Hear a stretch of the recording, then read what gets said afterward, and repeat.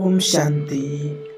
अब की बार जो झटका लगेगा, टूलेट का बोर्ड लगेगा। समय की वैल्यू को समझें, क्योंकि समय बार-बार किसी को नहीं मिलता है और आज समय और परिस्थितियों को देखते हुए, हमें समय की समीपता को देखते हुए सब कुछ स्पष्ट दिखाई दे रहा है, क्योंकि हम अपनी आँखों के सामने एक-एक महावाक्य, एक-एक जो बाबा ने शब्द बोले हैं, उनको साकार होते हुए देख रहे हैं।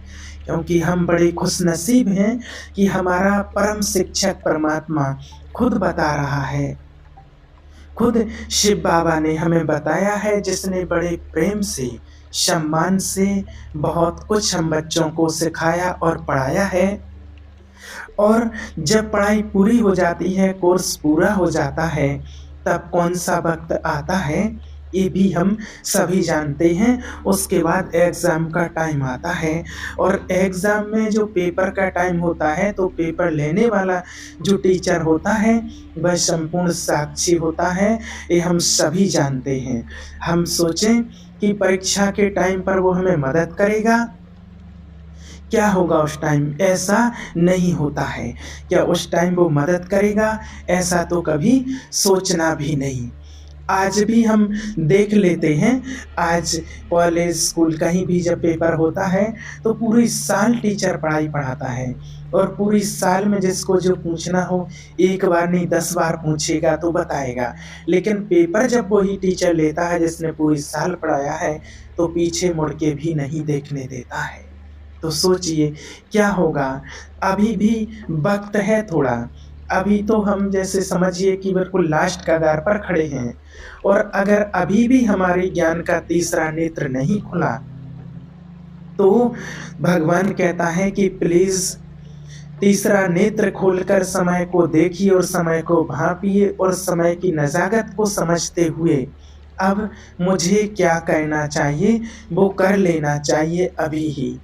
अभी भी थोड़ा-सा वक़्त दिया है शिव बाबा ने, अब की बार। और जो समय तीव्र गति से जो समय बढ़ रहा है और परिस्थितियाँ जो संसार में दिन-प्रतिदिन देखते जा रहे हैं कि जो बढ़ रही हैं, जो समस्याएँ संसार में बढ़ रही हैं, उन समस्याओं और परिस्थितियों को देखते हुए अब की बार जो झटका लगेगा, उसके बाद फिर हमें वक़्त नहीं मिलेगा, टू लेट का वर्ड फाइनल ही लग जाएगा।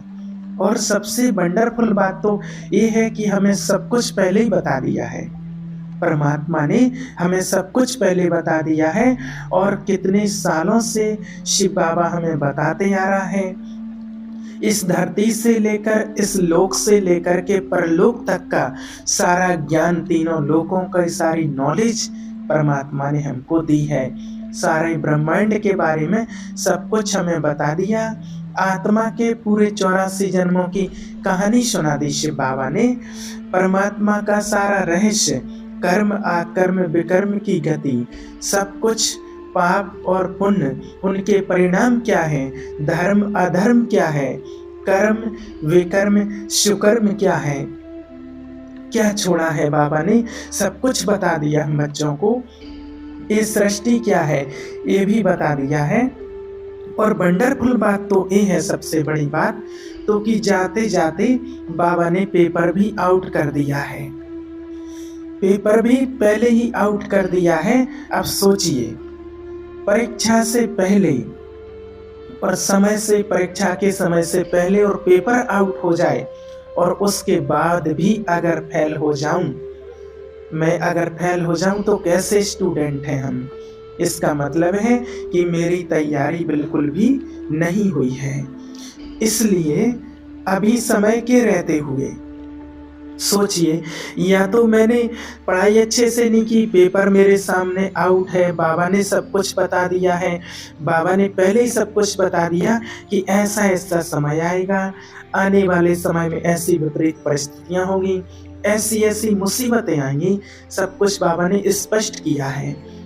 हम क्या अनजान तो नहीं थे? बाबा कहते हैं कि परिस्थितियाँ तो सुधरेंगी नहीं और ये परिस्थितियाँ दिन प्रतिदिन बिगड़नी ही हैं और बिगड़ती जा रही हैं।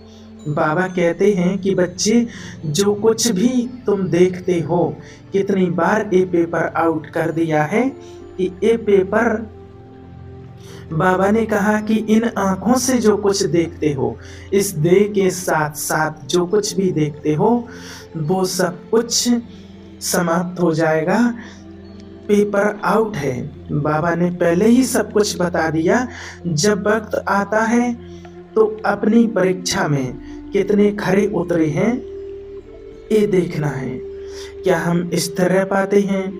अगर मैंने ज्ञान को ठीक से सुना है, समझा है, मुरलियों का गहन अध्ययन किया है, मुरलियों को समझा है, मेरे पास अगर पावरफुल नोट्स हैं, मेरी बुद्धि में शक्ति भरी हुई है, तो वो बहुत हमारे मन को सपोर्ट करती है, मन पावरफुल बनता है और सहारा बनती है। और देखिए, प्रकृति का एक अटल नियम है कि किसी का कोई प्रियजन कितना भी प्यारा हो, खास हो, और अगर वो चला जाए तो उस समय तो हम उस टाइम हलचल में रहते हैं, लेकिन कुछ ही समय में, समय रहते समय ही हमारी मलहम बन जाता है और मलहम बन करके उस घटना को भुला देता है और आगे का रास्ता दिखा देता है और पीछे का सब कुछ हमको भुला देता है। ये नियम है प्रकृति का। लेकिन अब मुझे समय रहते आने वाले वक्त की तैयारी करनी है। समय रहते मुझे फेल नहीं होना है। क्या फेल होने के चांस हैं? बाबा कहते हैं कि क्या कहते हो कि देखो, जाना तो सबको है, अंतर सिर्फ इतना है कि कोई 2 दिन पहले जाएगा तो कोई 2 दिन बाद जाएगा और कोई तो जाने से पहले ही।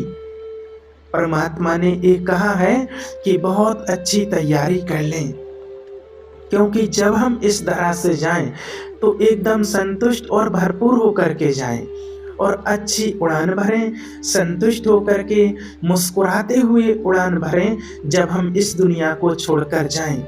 लोग तो दुनिया में आज मृत्यु से डरते हैं, लेकिन बाबा ने कहा कि बच्चों के लिए जब मृत्यु होगी, और बच्चों की जब मृत्यु होगी तो उनकी मृत्यु नहीं होगी, उनकी मुक्ति होगी, क्योंकि मुक्ति के लिए आज दुनिया कामना करती है। दुनिया में सभी आज मुक्ति के लिए कामना करते हैं कि हमें मोक्ष मिल जाए, और उसके लिए तो दुनिया में लोग क्या क्या करते हैं, सब चाहते हैं कि मोक्ष मिले। मृत्यु किसकी होगी? जो आत्मा बंधनों में बंधी होगी, वो छूटना चाहेगी। लेकिन शिव बाबा ने कहा कि वो आत्माएं उस टाइम पर, अंत समय में छूट नहीं पाएंगी, चाहे तो वो अंत के टाइम के विकारों के बंधन हो, लोभ लालच के बंधन हो, कमी कमजोरियों के बंधन हो, वो आत्मा को एकदम जैसे जकड़ लेंगे। वो तो निकलना चाहेंगे, लेकिन ये बंधन उसे बांध रखेंगे, उसे निकलने नहीं देंगे। वो होती है मृत्यु। और जो आत्मा निर्बंधन होगी, स्वतंत्र होगी, वो आत्मा उड़ान भरेगी, मुक्ति का सुख लेगी। और मुक्ति का सुख ऐसा है कि जिन्हें हम शब्दों में बयां नहीं कर सकते हैं। जिन्होंने उड़ान भरी वो कौन थे? वो थी पुण्य आत्माएं। उनके पास कुछ ना कुछ पुण्य की पूंजी, दुआओं का बल था। आत्मा निर्बंधन थी, उनके पास कोई बंधन नहीं था, कोई कर्मों का बंधन नहीं था, उनके पास कोई ना कोई पुण्य का बल था, और आत्मा एकदम कई हद तक निर्बंधन थी। लेकिन बंधन में आत्मा थी, वशीभूत थी, उन आत्माओं को भय था। जो आत्माएं बंधनों में रहती हैं, उनको भय था, उनको भय झेलना पड़ा, और उनकी होती है मृत्यु, और उसको मृत्यु कहते हैं। लेकिन मृत्यु के बाद जो ऊंची सबसे चीज है वो है मुक्ति। तो वो बाबा हमें देने के लिए आया है। मुक्ति और जीवन मुक्ति सद्गति करने हमारी परमात्मा आया है। तो हम ऐसे कुछ करके जाएं, ऐसे पुण्य कर्म, ऐसे सर्वश्रेष्ठ कर्म करके जाएं, ऐसे महान कर्म करके जाएं कि धर्मराज भी सल्यूट करे कि आया है कोई फरिश्ता धरती से, कुछ करके आया है, पुण्यों की झोली भर के आया है, पुण्यों की पूंजी लेकर के आया है, दुआओं की दौलत भर के आया है। कुछ ऐसे कर्म करके जाऊं कि वो भी ताली बजाए मेरे आने की, कि तेरा इंतजार था मुझे भी। ऊपर वाला भी मेरा इंतजार करे और नीचे वाले भी इंतजार करें। ऐसा मेरा व्यक्तित्व हो, ऐसे ऐसी मेरी श्रेष्ठ स्थिति हो, ऐसे मेरे अच्छे कर्म हों। तो शिव बाबा ने कहा, ऐसी स्थिति बनाने के लिए अब हमारे पास ज़्यादा समय नहीं बचा है, करना हो तो अभी कर लीजिए क्योंकि आगे वक़्त नहीं मिलेगा।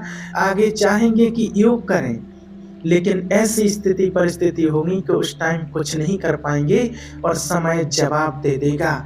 अब हमारे 63 जन्मों की क्लोजिंग होगी अपने कर्म बंधनों को काटने के लिए। ये सबसे बड़ा काम है, किसी से माफ़ी माँग लो और किसी को माफ़ कर दो।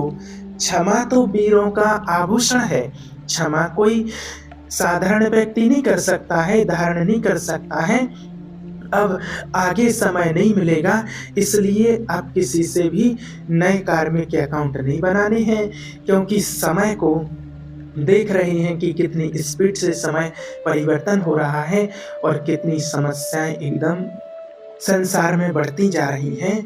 इसलिए अब हमें आगे और कुछ कार्मिक अकाउंट नहीं बनाने हैं, कोई हमें मन में गांठ नहीं बांधनी है, नहीं तो फिर उन्हें धर्मराज भी उन गांठों को जो मन में बांध के रखी हैं धर्मराज खोलेगा, उसके लिए कोई और दूसरा रास्ता नहीं है। इसलिए शिव बाबा कहते समय को भांप कर अब हमें वो सब कर लेना चाहिए जो समय हमसे कह रहा है, जो समय कराना चाहता है। इस अंतिम समय के लिए अब पूरी तैयारी करना हम बच्चों का लक्ष्य है। तीव्र पुरुषार्थ करके अपने उस लक्ष्य को हम प्राप्त कर सकें। वही समय चल रहा है पुण्य आत्मा बनने का, पुण्य कर्म करने का और अपनी श्रेष्ठ स्थिति बनाने का। तो ऐसे हमें पुण्य कर्म करके और अपनी श्रेष्ठ स्थिति बनानी है।